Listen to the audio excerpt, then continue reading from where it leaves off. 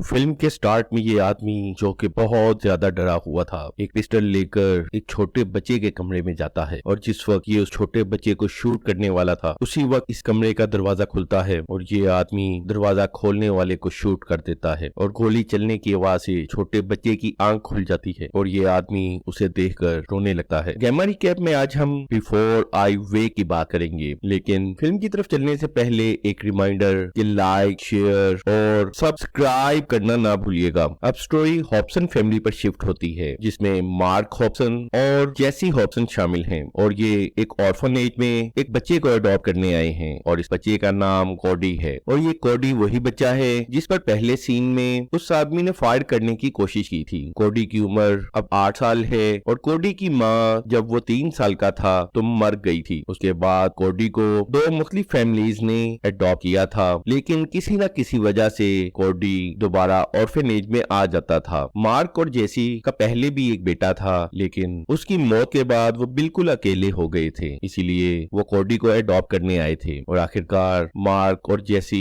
कोडी को अडॉप्ट कर लेते हैं और घर आकर उन्हें पता चलता है कि कोडी एक बहुत ही प्यारा और वेल बिहेव बच्चा है। इसके साथ साथ कोडी को बटरफ्लाईज बहुत अच्छी लगती थी, बल्कि कोडी एक बटरफ्लाईज कलेक्टर भी था, यानी वो मुख्तलिफ किस्म की बटरफ्लाईज को जमा किया करता था। लेकिन रात के वक्त हमें पता चलता है कि कोडी मुसलसल ऐसी ड्रिंक्स पी रहा है जिससे उसे रात को नींद ना आए। लेकिन कोडी सोना क्यों नहीं चाहता था, इस सवाल का जवाब थोड़ा सा आगे चलकर मिलेगा। लेकिन आखिरकार अगली रात कोडी सो गया और कोडी के सोते साथ ही उस घर में बहुत सारे बटरफ्लाईज आ गए और मार्क कोडी के लिए एक बटरफ्लाई को पकड़ लेता है। लेकिन जो ही कोडी नींद से जागता है तो सब बटरफ्लाईज खुद बाहुद गायब हो जाते हैं, जिससे पता चलता है कि ये सब कोडी का एक ख्वाब था। अब कोडी का स्कूल स्टार्ट कर दिया जाता है जहाँ एनी नाम की लड़की कोडी की फ्रेंड बनती है। वहीं स्कूल में एक स्कूल बुली टेट नाम का भी था। बहरहाल कोडी घर वापस आ जाता है और वहाँ एक तस्वीर देखता है जिसमें हॉब्सन अपने बेटे शॉन के साथ है। जिसके बाद मार्क उसे शॉन के बारे में बताता है और उस रात जब कोडी सोता है तो घर में बटरफ्लाईज के साथ साथ शॉन भी आ जाता है और जो ही जैसी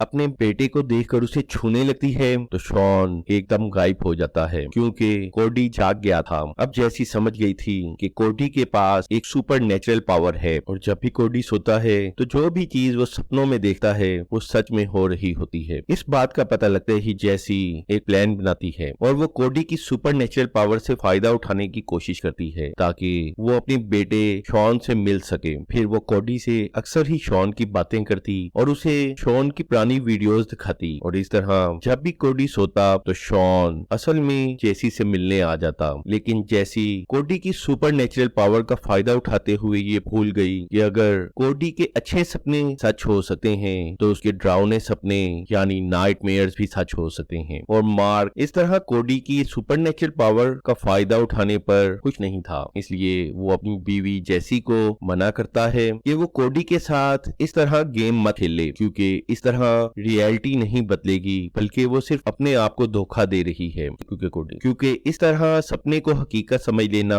गलत है। लेकिन जैसी मार्क की वार्निंग को नजरअंदाज कर देती है और वो कोडी के सपनों के जरिए शॉन से मिलना जारी रखती है, जिस पर गुस्से में मार्क घर से शॉन की तमाम तस्वीरें हटा देता है। अगले सीन में कोडी स्कूल जाता है जहाँ टेट उसे पूरे तरीके से बुली करता है। वहीं स्कूल में कोडी को नींद आ जाती है और कोडी को नींद आते ही सपने में एक बहुत ही अजीब सी मखलूक नजर आती है जिसे कोडी कैंकर मैन कहता था और कैंकर मैन एकदम टेट पर हमला कर देता है जिसे टेट हवा में गायब हो जाता है और इत्तेफाक से एनी भी ये सब कुछ देख लेती है। उसी वक्त कोडी की नींद खुल जाती है और वो फौरन अपने घर वापस चला जाता है। अब यहाँ ये बात भी पता चली कि आखिरकार कोडी के नाइटमेयर्स यानी बुरे सपने भी सच होते हैं और कैंकर मैन भी उसका एक बुरा सपना था और कैंकर मैन जिस भी आदमी को गायब करता था वो कभी वापस नहीं आता था। डर के मारे अब कोडी सो नहीं रहा था, इसलिए जैसी उसे कुछ नींद की गोलियां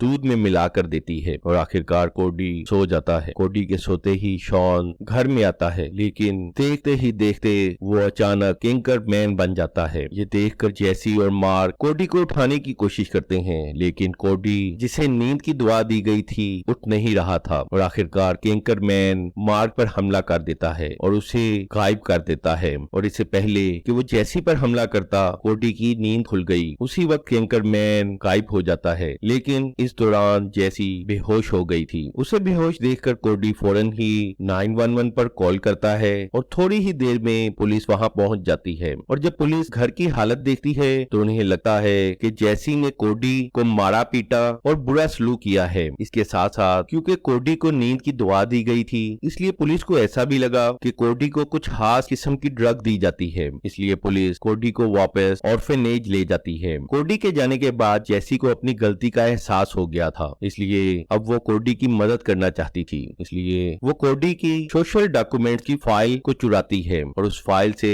जैसी को कोडी की जिंदगी के मुतालिक बहुत सी इंफॉर्मेशन मिली। इसी फाइल में कोडी के पुराने फॉस्टर पेरेंट्स की इंफॉर्मेशन भी थी। इसीलिए जैसी उनसे मिलने जाती है और ये विलन था, और विलन वही आदमी है जो मूवी के पहले सीन में कोडी को शूट करना चाहता था। विलन जैसी को बताता है कि कोडी के नाइटमेयर्स की वजह से कैंकरमैन ने उसकी बीवी को गायब कर दिया था और इसके बाद विलन की जिंदगी भी खतरे में थी। इसीलिए विलन कोडी को शूट करना चाहता था, लेकिन वो अपने अंदर इतनी हिम्मत नहीं पैदा कर सका। और विलन के मुताबिक कोडी की ये सुपरनेचुरल पावर कभी लोगों का अच्छा नहीं करती, बल्कि इससे हमेशा लोगों का बुरा ही होता है। दूसरी तरफ ऑर्फनेज में कोडी 2 दिन से नहीं सोया था, इसीलिए डॉक्टर्स उसे नींद का इंजेक्शन देकर जबरदस्ती सुला देते हैं। इसलिए जैसी जब ऑर्फनेज में पहुंचती है तो वहां मुकम्मल तौर पर अंधेरा था और इस ऑर्फनेज का तमाम स्टाफ एक किस्म के जाले यानी कोकोन्स में लिपटा हुआ था। इसके साथ साथ ऑर्फनेज में बहुत से बटरफ्लाइज भी थे और आखिरकार जैसी का सामना कैंकरमैन से भी हो जाता है और कैंकरमैन जैसी पर हमला कर देता है। और इससे पहले कि कैंकरमैन जैसी को भी गायब कर देता, जैसी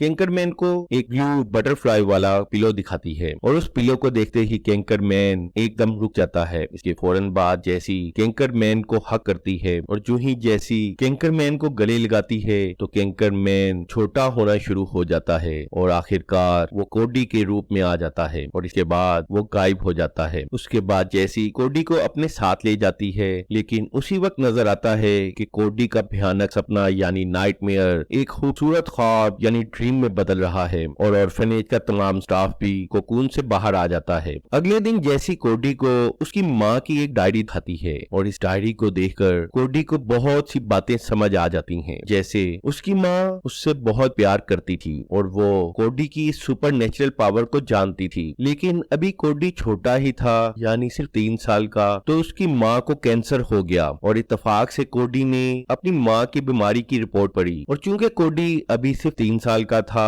इसलिए उसने कैंसर को कैंकर पढ़ लिया और क्योंकि कोडी की माँ की कीमोथेरेपी हो रही थी इसलिए उसकी लुक भी थोड़ी डिफरेंट हो गई थी और यही वजह थी कि कोडी को ऐसा लगता था कि उसकी माँ को कैंकरमैन ले गया है और इसके बाद ही कोडी को कैंकरमैन के नाइटमेयर्स आने लगे थे और कैंकरमैन कोई और नहीं बल्कि कोडी की माँ ही थी। और हॉस्पिटल में जैसी ने कैंकरमैन को जो बटरफ्लाई पिलो दिखाया था असल में वो कोडी की माँ इस्तेमाल करती थी, इसीलिए उस पिलो को देखकर कैंकरमैन ने जैसी पर हमला नहीं किया था। और ये सब बातें जानने के बाद कोडी का माइंड एकदम क्लियर हो चुका था और अब उसे मजीद कैंकरमैन के नाइटमेयर्स नहीं आएंगे। फिल्म के एंड में कोडी सोए बगैर ही अपनी इस सुपरनेचुरल पावर से काम लेना सीख रहा था।